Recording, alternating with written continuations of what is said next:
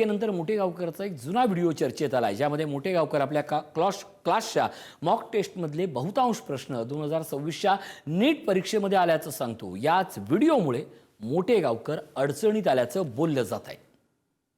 नीट 2026चा आत्ताच पेपर झाला. माझ्यासोबत प्रणिती आहे, तिने आत्ताच पेपर देऊन आला.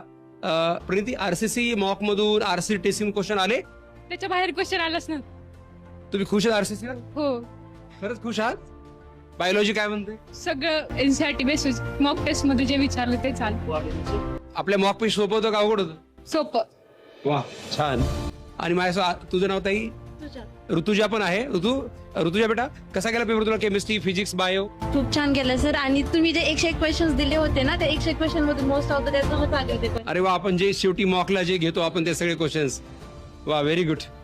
मॉक पेपर हे म्हणजे आरसीसी पेपर फॉलो केली more than sufficient? More than sufficient आहेत सर ते. अच्छा अच्छा, व्हेरी गुड व्हेरी गुड. खूप छान खूप छान, अभिनंदन.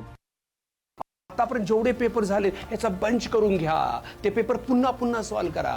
जवळपास आपण बघा 36,000 प्लस MCQ ची प्रॅक्टिस करून घेतली बेटा. 36,000+. माझ्या मते 12,000 MCQ जर आपण सॉल्व्ह केले तर कसल्या मुलगा डॉक्टर होतो. आपण 36,000 MCQ ची प्रॅक्टिस करून घेत आहोत. अजिबात घाबरू नका, कॉन्फिडन्स ठेवा आणि नक्कीच हे नीटचं युद्ध जिंकून दाखवा.